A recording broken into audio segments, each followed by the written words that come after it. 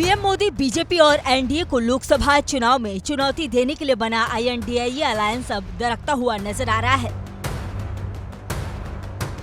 12 घंटे के अंदर राहुल गांधी को 2 झटके लगे हैं। दरअसल बंगाल की सत्ताधारी टीएमसी की प्रमुख ममता बनर्जी ने एक ऐलान किया और सियासी गलियारों में हलचल मच गई। ममता बनर्जी ने पश्चिम बंगाल में विपक्षी INDIA गठबंधन को बड़ा झटका देते हुए एकला चौलो का नारा दिया है। ममता ने कहा कि टीएमसी राज्य की सभी 42 सीटों पर अकेले चुनाव लड़ेंगी। ममता बनर्जी के इस दाव के बाद अब पंजाब में आम आदमी पार्टी ने भी इसी फॉर्मूले पर आगे बढ़ने के संकेत दे दिए हैं। सीएम भगवंत मान ने दावा किया है कि आम आदमी पार्टी सूबे की सभी 13 सीटें जीतेंगी। कहा तो यह भी जा रहा है कि पंजाब आप की ओर से अकेले चुनाव लड़ने को लेकर शीर्ष नेतृत्व के पास एक प्रस्ताव भेजा गया था, जिस पर अरविंद केजरीवाल मुहर भी लगा चुके हैं। अब सीएम मान के ताजा बयान को भी इसी बात का संकेत माना जा रहा है कि पंजाब में आम आदमी पार्टी भी सीट शेयरिंग को लेकर अड़ियल रुख का आरोप लगाते हुए INDIA गठबंधन को झटका दे सकती है। बात यह भी होने लगी है कि चुनाव आते आते इंडिया अलायंस में अब कहां-कहां कितनी पार्टियां बनी रहती है। बता दें कि सवाल हिंदी पार्टी के 2 प्रमुख राज्यों से लेकर 2 प्रमुख दलों के 2 प्रमुख नेताओं को लेकर भी उठ रहे हैं। दरअसल INDIA अलायंस को आकार देने में लीड रोल निभाने वाले बिहार के सीएम नीतीश कुमार के तेवर भी कांग्रेस को लेकर तल्ख है। लालू यादव के साथ उनकी बिगड़ती केमिस्ट्री और पाला बदल फिर से केंद्र की सत्ता पर काबिज बीजेपी की अगुवाई वाली एनडीए में जाने की अटकलें भी हैं। लोकसभा सीटों के लिहाज से सबसे बड़े सूबे उत्तर प्रदेश में अखिलेश यादव भी अपनी लकीर खींचे खड़े हैं। अब सवाल यह भी उठता है कि ममता के इस दाव ने आखिर नीतीश कुमार और अखिलेश यादव जैसे नेताओं के लिए कैसा मंच सेट कर दिया। सवाल वाजिब है। पश्चिम बंगाल और यूपी बिहार की सियासत में सियासी प्रवृत्ति में वोटिंग पैटर्न में बहुत भिन्नताएं हैं, लेकिन एक समानता यह भी है कि इन तीनों ही राज्यों में कांग्रेस की स्थिति बहुत बेहतर नहीं है। कांग्रेस तीनों ही राज्यों में अधिक सीटें चाहती है। उनकी मंशा गठबंधन सहयोगियों के सहयोग से इन राज्यों में अपनी सियासी जमीन मजबूत करने, सीटों की संख्या बढ़ाने की है। ममता बनर्जी के ऐलान से कांग्रेस की रणनीति को झटका लगा है। अब कांग्रेस के सामने सीट शेयरिंग में अधिक सीटें पाने के साथ ही गठबंधन सहयोगियों को साथ बनाए रखने की चुनौती भी होगी। कांग्रेस की बार्गेन पावर कम होगी, तो वहीं नीतीश और अखिलेश समेत अन्य राज्यों में मजबूत आधार रखने वाली पार्टियों के नेता भी मजबूती से अपनी शर्तें रखेंगे। ममता का ऐलान कांग्रेस के लिए इस संदेश की तरह है कि अगर वह गठबंधन में रहना चाहती है तो फिर वह उन दलों की शर्तों पर चले जो दल वहां मजबूत है। अब कहा जा रहा है कि नीतीश कुमार और अखिलेश यादव जैसे नेता जो अपने अपने राज्यों में मजबूत जनाधार रखते हैं, उनके लिए कांग्रेस को उसकी सियासी जमीन दिखाने और अपने हिसाब से सीटें देने, अपनी शर्तें मनवाने के लिए माहौल अनुकूल हो गया है। बता दें कि बिहार से लेकर यूपी तक कांग्रेस की अपनी डिमांड है। कांग्रेस ने बिहार की 40 में से 10 लोकसभा सीटों पर दावा किया है। 2019 के लोकसभा चुनाव में कांग्रेस को सूबे में महज 1 सीट पर जीत मिली थी। वहीं यूपी में लोकसभा की 80 सीटें हैं और कांग्रेस प्रदेश में 25 सीटें मांग रही है। यूपी कांग्रेस के नेता सपा के बराबर सीटें चाहते हैं और यह चाहते हैं कि सीट शेयरिंग का आधार 2009 के लोकसभा चुनाव में प्रदर्शन बने।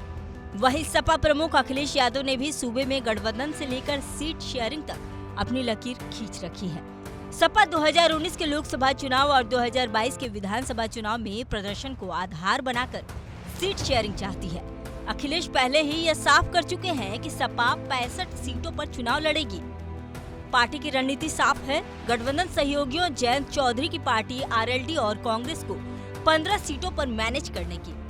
सपा और आरएलडी के बीच 7 सीटों पर सहमति बन गई है। आरएलडी के कोटे में 7 सीटें जाने के बाद अब कांग्रेस के लिए 8 सीटें ही बची हैं। वहीं सपा ने शर्त रख दी है कि सीटों के साथ ही उम्मीदवारों के नाम भी बताइए, हम यह देखेंगे कि संबंधित उम्मीदवार जीत सकता है या नहीं। सपा की कड़ी शर्तें इस बात का इशारा मानी जा रही है कि अखिलेश यादव कांग्रेस को 1 दर्जन से अधिक सीटें देने का मूड में नहीं है। वहीं नीतीश कुमार ने सीट शेयरिंग में हो रही देर और 5 राज्यों में चुनाव के समय ठप पड़ी गठबंधन की गतिविधियों के लिए भी कांग्रेस पर निशाना साधा था। कांग्रेस को लेकर नीतीश की तल्खी का अंदाजा इस बात से भी लगाया जा सकता है कि सीट शेयरिंग को लेकर भी जेडीयू सीधे बात करने से परहेज कर रही है। कांग्रेस से सीट शेयरिंग पर बात करने की जिम्मेदारी लालू यादव की आरजेडी को सौंपी गई है। ममता बनर्जी की INDIA अलायंस से एग्जिट के ऐलान के बाद जेडीयू प्रवक्ता केसी त्यागी ने बिहार में गठबंधन के घटक दलों के बीच सब कुछ ठीक होने का दावा तो किया, लेकिन साथ ही यह भी जोर दिया कि कांग्रेस और लेफ्ट के सीटों पर आरजेडी को बात करनी है।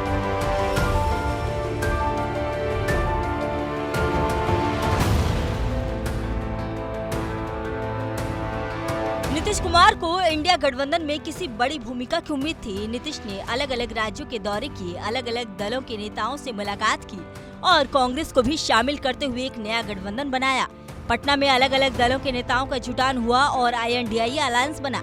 पटना की बैठक में जहां नीतीश कुमार इस कवायद को मुख्य रूप से देख रहे थे, वहीं बेंगलुरु में हुई बैठक में मुखिया कांग्रेस बन गई। संयोजक की बात आई तो गठबंधन ने एक संयोजक बनाने की जगह सामूहिक नेतृत्व के फॉर्मूले पर कोऑर्डिनेशन कमेटी बना दिया।